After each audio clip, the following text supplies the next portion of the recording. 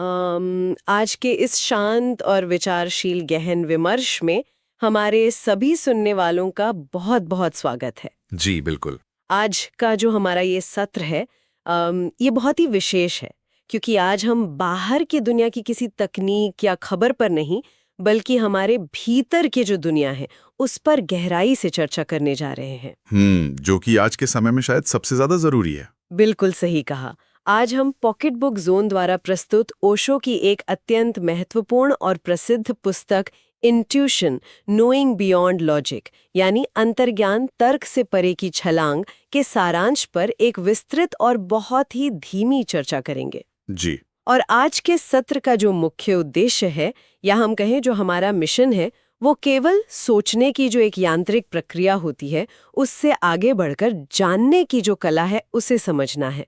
ओशो ने अपनी इस बात को बहुत ही सरलता से समझाने के लिए इंसान के मन की तुलना एक 3 मंजिला इमारत से की है।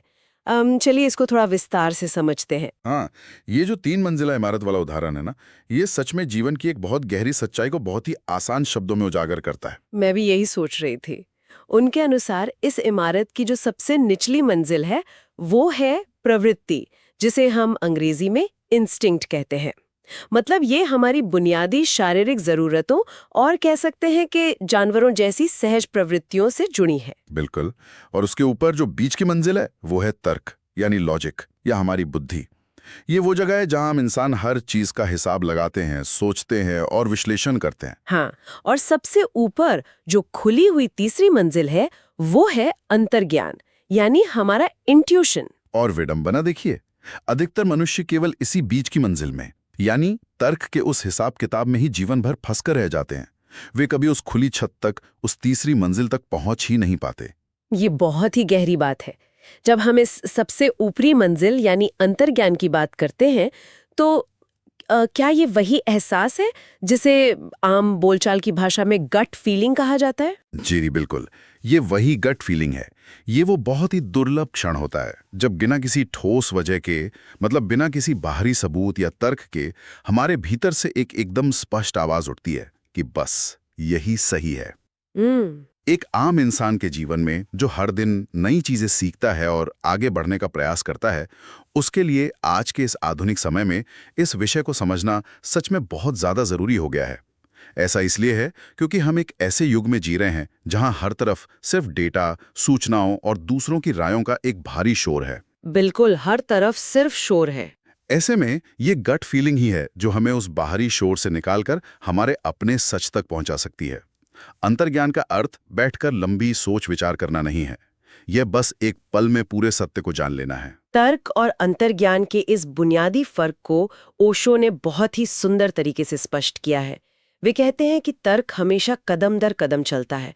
मतलब तर्क की जो प्रक्रिया है वो बहुत ही धीमी और थका देने वाली है। हाँ, क्योंकि उसे हर एक कदम पर कोई ना कोई सबूत चाहिए होता है, कोई तर्कसंगत आधार चाहिए होता है। सही कहा। लेकिन इसके विपरीत जो अंतर्ज्ञान है वो कोई धीमी चाल नहीं है, वो एक सीधी छलांग है।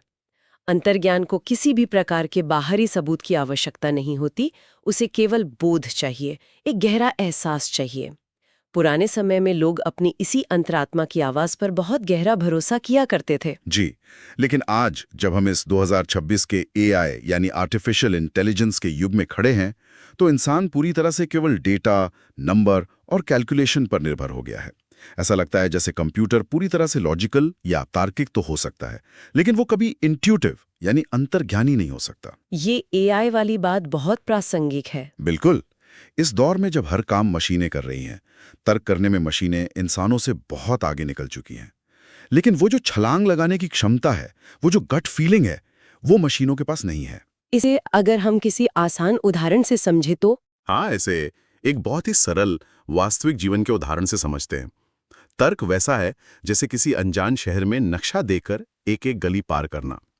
इसमें बहुत समय लगता है और भटकने का डर भी रहता है। लेकिन अंतर्ज्ञान वैसा है जैसे कोई पक्षी आसमान से उड़कर सीधा अपनी मंजिल को देख ले और वहां पहुंच जाए। बहुत ही खूबसूरत उदाहरण है। और ये केवल कोई दार्शनिक या किताबी बात नहीं है, इसके पीछे बहुत ही ठोस वैज्ञानिक प्रमाण भी मौजूद हैं। साल 2016 में University of New South Wales के वैज्ञानिकों ने एक बहुत ही महत्वपूर्ण रिसर्च की थी।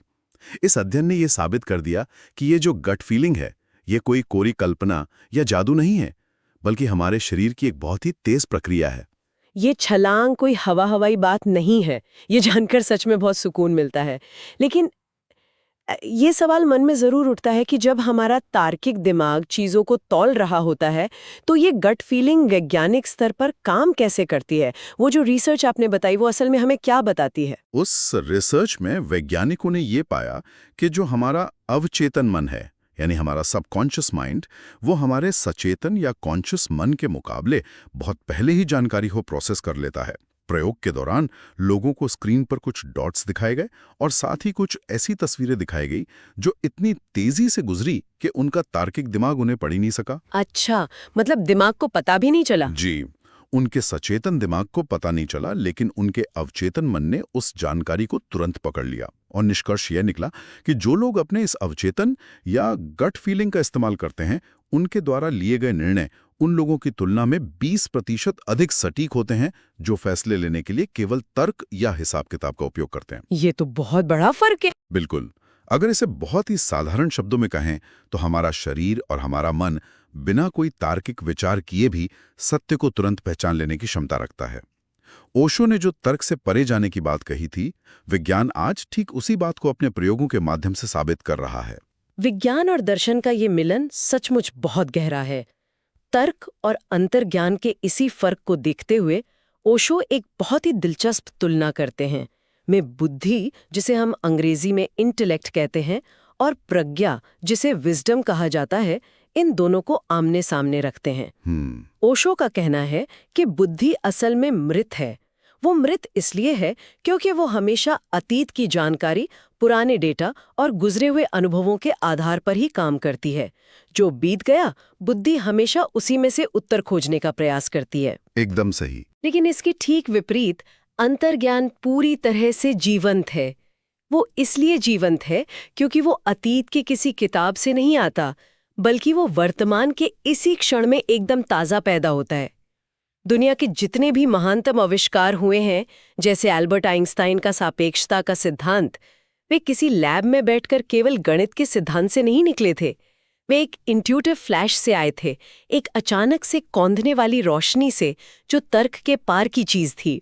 अगर हम इसे बड़े पैमाने पर देखें तो आज की इस पूरी कॉर्पोरेट दुनिया में बड़े बड़े दफ्तरों में बुद्धि और डेटा की एक तरह से अंधी पूजा होती है। ऐसा माना जाता है कि जिसके पास जितने पुराने आंकड़े हैं वो उतना ही सही फैसला लेगा। हाँ, हर कोई बस डेटा की ही बात करता है। लेकिन अतीत का डेटा कभी भी वर्तमान के एक नए और जीवित सत्य को पूरी तरह से नहीं पकड़ सकता। वर्तमान हमेशा बदल रहा है, वो हर पल नया है। इस अंतर को गहराई से समझने के लिए साल 2011 की आयोवा यूनिवर्सिटी की एक बहुत ही प्रसिद्ध रिसर्च का जिक्र करना बहुत जरूरी हो जाता है, जिसे गैम्बलिंग टास्क या जुए का खेल कहा जाता है। ये बात सुनने में थोड़ी अजीब लग सकती है कि अतीत का डेटा भविष्य के लिए हमेशा काम नहीं आएगा, क्योंकि आज तो हर कंपनी और हर इंसान केवल डेटा के ही पीछे भाग रहा है। तो फिर ये प्रज्ञा या अंतर्ज्ञान काम कैसे करता है? ये गैम्बलिंग टास्क वाला जो उदाहरण है, ये बहुत ही चौंकाने वाला है। इसके बारे में थोड़ा विस्तार से बात करते हैं ताकि हमारे श्रोता इस अवधारणा को आसानी से समझ सके। इस प्रयोग को बहुत ही सरल भाषा में समझते हैं। इस शोध में कुछ खिलाड़ियों को ताश के पत्तों के 4 ढेर दिए गए थे। इनमें से 2 ढेर ऐसे थे जिनसे हमेशा नुकसान होता था और 2 ढेर ऐसे थे जिनसे फायदा होता था। ठीक है। खिलाड़ियों को ये नहीं पता था कि कौन सा ढेर खराब है और कौन सा अच्छा। वे बस अपने तार्किक दिमाग का इस्तेमाल करके पत्ते खींच रहे थे और हिसाब लगा रहे थे। लेकिन शोधकर्ताओं ने खिलाड़ियों के हाथों पर ऐसे विशेष सेंसर लगाए थे जो उनकी पसीने की ग्रंथियों की जांच कर रहे थे। मतलब वे उनके शरीर की प्रतिक्रिया माप रहे थे? बिल्कुल। और नतीजा ये निकला कि खिलाड़ियों के तार्किक दिमाग को ये बात पूरी तरह से समझने में लगभग 80 कार्ड्स लग गए कि कौन सा ढेर नुकसानदायक है। लेकिन सबसे हैरानी की बात ये थी कि उनके हाथों की पसीने की ग्रंथियों ने महज 10 कार्ड्स के बाद ही हारने वाले कार्ड को छूने से पहले तनाव का हल्का संकेत देना शुरू कर दिया था। इसका सीधा सा मतलब ये हुआ कि उनके शरीर ने खतरे को उनके दिमाग से बहुत पहले ही भांप लिया था। जी, यही इस शोध की सबसे बड़ी खोज थी। उनका शरीर और उनका अवचेतन मन ये जान चुका था कि यहाँ खतरा है, जबकि उनके तार्किक दिमाग को ये बात गणितीय रूप से समझने में बहुत लंबा वक्त लगा। इसका अर्थ यह है कि हमारा शरीर और हमारा अंतर्ज्ञान हमारे सचेत तर्क से कहीं अधिक तेज और बुद्धिमान है। ओशो ने कहा था कि इंट्यूशन सीधा संपर्क है, और आज का न्यूरोसाइंस इस बात की पूरी तरह से पुष्टि कर रहा है कि हमारा शरीर सत्य पर हमारे विचारों से पहले प्रतिक्रिया देता है। ये उदाहरण सुनकर सच में रोंगटे खड़े हो जाते हैं कि हमारा शरीर हमारे दिमाग से भी ज्यादा समझदार हो सकता है।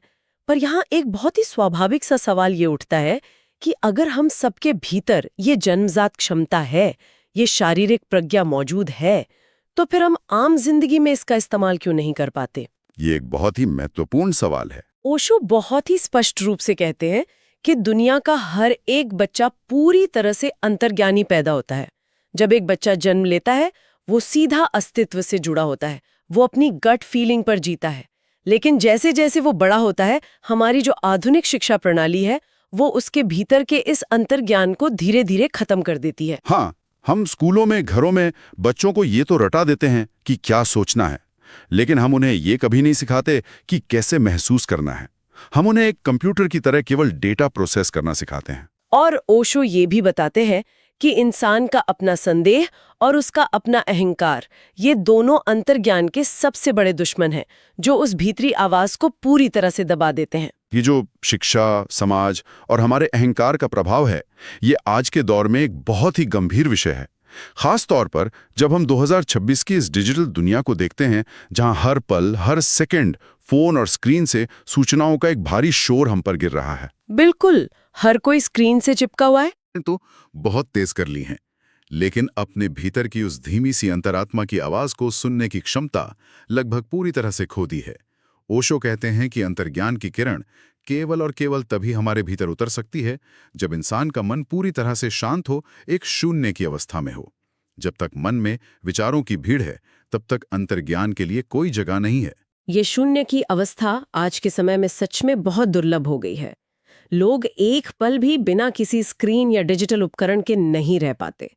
लगातार कुछ न कुछ पढ़ना, देखना या सुनना हमारी आदत बन गई है, और इसका सीधा असर हमारी उस गहरी सोचने और महसूस करने की क्षमता पर पड़ रहा है। विज्ञान भी शायद अब इस बात को मान रहा है। जी हाँ, साल 2015 में स्टैनफोर्ड यूनिवर्सिटी ने एक बहुत ही महत्वपूर्ण रिसर्च की थी जो इसी बात को साबित करती है। इस रिसर्च में ये साफ तौर पर देखा गया कि डिजिटल ओवरलोड, यानी जब हम अपनी क्षमता से ज्यादा डिजिटल सूचनाओं को लगातार अपने दिमाग में भरते रहते हैं, उसके कारण लोगों की इंट्यूटिव थिंकिंग यानी अंतर्ज्ञान से सोचने की क्षमता में 40% की भारी गिरावट आई है। ये कोई छोटा आंकड़ा नहीं है। 40%? ये तो बहुत ज्यादा है। इससे ऐसे समझा जा सकता है कि अगर एक कमरा पहले से ही बेकार के सामान और शोरगुल से ऊपर तक भरा हुआ है, तो उसमें किसी नई, सुंदर और शांत चीज के लिए कोई जगह ही नहीं बचती। शोधकर्ताओं ने पाया कि जब हमारा दिमाग हर समय बाहर की फालतू सूचनाओं से, नोटिफिकेशन से भरा रहता है, तो उसके पास उन गहरी इनसाइट्स या उस भीतर के सत्य को महसूस करने के लिए ऊर्जा ही नहीं बचती। तो इसका समाधान क्या है? ऐसे में ओशो का जो एक बहुत ही सरल सूत्र है, मौन में बैठें, वो आज के इस युग में मानसिक स्पष्टता पाने का एकमात्र और सबसे बड़ा वैज्ञानिक तरीका बन जाता है। मौन वो सफाई है जो उस भरे हुए कमरे को खाली करती है। ये बहुत ही सुंदर उपमा है कि भरे हुए कमरे में नई चीज के लिए जगह नहीं होती। जब हम मौन में बैठते हैं तो असल में हम उस कमरे को खाली कर रहे होते हैं। और यही बात सारांश के अगले हिस्से में ध्यान या मेडिटेशन के रूप में सामने आती है। ओशो बहुत ही गहराई से समझाते हैं कि अंतर्ज्ञान कोई ऐसी चीज नहीं है जिसे कोई इंसान किसी कारखाने में पैदा कर सके या कोई कोर्स करके सीख सके। ये कोई कौशल या स्किल नहीं है जिसे अभ्यास से हासिल किया जाए। हम केवल इस अंतर्ज्ञान के प्रति उपलब्ध हो सकते हैं, इसके लिए अपने भीतर के दरवाजे खोल सकते हैं, और वो दरवाजा है ध्यान। बिल्कुल। ध्यान वो इकलौती प्रक्रिया है जो हमारे भीतर चल रहे इस तर्क के अंतहीन शोर को कम करती है। जब ध्यान गहरा होता है और विचारों की वो भीड़ शांत हो जाती है, तब एक नई दृष्टि पैदा होती है, जिसे ओशो तीसरी आंख का खुलना कहते हैं। यही तीसरी आंख हमारा शुद्ध अंतर्ज्ञान है। आज की जो भागदौड़ भरी जिंदगी है, वो तनाव और एंजाइटी यानी हर वक्त की एक घबराहट से भरी हुई है। इंसान को कल की चिंता है, भविष्य का डर है। ऐसे में ध्यान को लोग केवल एक ऐसी प्रक्रिया मान लेते हैं जो उन्हें थोड़ी देर के लिए शांति या आराम दे देगी। लेकिन असल में ध्यान केवल विश्राम का साधन नहीं है। तो ध्यान असल में क्या करता है? ध्यान इंसान को सही समय पर सही फैसले लेने की वो अदृश्य शक्ति प्रदान करता है, जिसकी बराबरी दुनिया का कोई भी एआई या कोई भी सुपर कंप्यूटर कभी नहीं कर सकता। एआई के पास खरबों डेटा पॉइंट हो सकते हैं, लेकिन ध्यान से जो बोध पैदा होता है वो एक जीवित चेतना है जो डेटा की मोहताज नहीं है। दर्शन तक सीमित नहीं रही है, शरीर विज्ञान ने भी इसे मापा है और इसके प्रभाव को देखा है। साल 2012 में यूनिवर्सिटी ऑफ कैलिफोर्निया, जिसे हम UCLA के नाम से जानते हैं, वहां एक बहुत ही रोचक शोध हुआ था। इस शोध में लंबे समय तक ध्यान करने वाले लोगों के मस्तिष्क का बहुत ही बारीकी से अध्ययन किया गया। ये जानना बहुत दिलचस्प होगा कि ध्यान भौतिक रूप से हमारे दिमाग को कैसे बदलता है। उस शोध ने दिखाया कि ध्यान करने वालों के मस्तिष्क में एक विशेष प्रक्रिया होती है, जिसे विज्ञान की भाषा में गायरिफिकेशन कहा जाता है। ये तो काफी भारी शब्द है। हाँ, लेकिन इस भारी शब्द से घबराने की जरूरत नहीं है। इसे बहुत ही आसान शब्दों में ऐसे समझा जा सकता है कि यह हमारे मस्तिष्क के बाहरी हिस्से में सिलवटों या फोल्ड्स का बढ़ना है। जैसे हम अपने फोन या कंप्यूटर की वायरिंग को पूरी तरह से अपग्रेड कर दे ताकि वो बिना अटके बहुत तेजी से और एकदम साफ तरीके से काम कर सके। अच्छा, मतलब दिमाग की कार्यक्षमता बढ़ जाती है। जी, UCLA की रिसर्च ने ये साबित किया कि जो लोग ध्यान करते हैं उनके मस्तिष्क की वायरिंग सचमुच बदल जाती है। उनका दिमाग इस तरह से विकसित हो जाता है कि वे किसी भी भ्रम या उलझन में फंसे बिना सत्य को एकदम साफ साफ देख सकते हैं। इसी वजह से उनकी अंतर्ज्ञान से फैसले लेने की क्षमता बहुत शक्तिशाली हो जाती है, क्योंकि उनका दिमाग अब उलझता नहीं है, वो सीधे देख पाता है। ये समझना बहुत ही सुकून देता है कि ध्यान कोई जादुई टोना टोटका नहीं है, बल्कि यह हमारे शरीर और मस्तिष्क के विज्ञान को, हमारी अपनी वायरिंग को बेहतर बनाने की एक पूरी प्राकृतिक प्रक्रिया है। अब हम इस पुस्तक के उस विचार पर आते हैं जो सीधे तौर पर हमारे भविष्य यानी 2026 और उसके बाद के समय से जुड़ा है। ओशो मानव जाति को एक बहुत ही गंभीर चेतावनी देते हैं। हाँ, वो चेतावनी बहुत जरूरी है। उनका कहना है कि अगर मनुष्य ने इसी तरह केवल और केवल तर्क का ही साथ दिया, केवल बुद्धि पर ही निर्भर रहा, तो एक दिन वो पूरी तरह से एक मशीन बनकर रह जाएगा। आज 2026 में हम देख ही रहे हैं कि मशीनें तर्क करने में, हिसाब लगाने में हमसे कहीं आगे निकल चुकी हैं। हम उनसे तर्क की इस दौड़ में कभी नहीं जीत सकते। इसलिए ओशो एक बहुत ही मूल्यवान सूत्र देते हैं। वे कहते हैं कि तर्क को अपना नौकर बनाकर रखें और अंतर्ज्ञान को अपना मालिक बनाएं। अगर हम अंतर्ज्ञान को खो देंगे तो हमें मनुष्य बनाए रखने वाली कोई चीज बचेगी ही नहीं। मनुष्य और मशीन के बीच का ये जो गहरा अंतर है, इस पर विचार करना आज सबसे ज्यादा जरूरी हो गया है। मशीनें सब कुछ सीख सकती हैं, वे कविताएं लिख सकती हैं, वे जटिल गणित सुलझा सकती हैं, लेकिन वे कभी प्रेम नहीं कर सकती, वे कभी करुणा महसूस नहीं कर सकती, और वे कभी उस गट फीलिंग का अनुभव नहीं कर सकती जो एक इंसान करता है। बिल्कुल सही कहा। भविष्य में जो सफलता है वो केवल उन लोगों के कदम चूमेगी जो तर्क और अंतर्ज्ञान के बीच एक खूबसूरत संतुलन बनाना जानते हो, जो ये जानते हो कि कब स्प्रेडशीट और डेटा का इस्तेमाल करना है और कब उस डेटा को किनारे रखकर अपने दिल की आवाज सुननी है। हार्वर्ड बिजनेस रिव्यू की 2024-25 की जो रिपोर्ट आई थी, वो इस बात का एक बहुत बड़ा और व्यावहारिक प्रमाण है। व्यापार की दुनिया जो पूरी तरह से मुनाफे, नुकसान और आंकड़ों पर चलती है, जहां भावनाओं की कोई जगह नहीं मानी जाती, वहां ये अंतर्ज्ञान कैसे काम कर रहा है? उस रिपोर्ट के आंकड़े सच में बहुत कुछ सोचने पर मजबूर करते होंगे। उस रिपोर्ट में बताया गया कि दुनिया की चोटी की जो 85% CEO हैं, जो सबसे बड़ी और सफल कंपनियों को चला रहे हैं, वे अपने सबसे बड़े और अहम व्यावहारिक निर्णय केवल स्प्रेडशीट या डेटा को देखकर नहीं लेते। तो वे फैसले कैसे लेते हैं? इस शोध सीधे तौर पर ओशो के उस विजन का समर्थन करता है जो उन्होंने दशकों पहले देखा था, कि भविष्य में केवल वही लीडरशिप प्रभावी होगी जो इंट्यूटिव हो, जो केवल दिमाग के हिसाब किताब से नहीं बल्कि भीतर के एक गहरे बोध से चलती हो। इन सभी विचारों, उपमाओं और वैज्ञानिक प्रमाणों पर इतनी गहरी चर्चा करने के बाद अब वक्त है ये समझने का कि इस किताब से आखिर मूल सीख क्या मिलती है और एक आम इंसान के जीवन में ये इतनी प्रासंगिक क्यों है। एक बात जो बहुत स्पष्ट रूप से समझ में आती है वो ये है कि जीवन की हर एक छोटी बड़ी दुविधा के लिए, हर एक फैसले के लिए हमें तुरंत गूगल सर्च करने की या हर बार दूसरों की सलाह मांगने की कोई ज़रूरत नहीं है।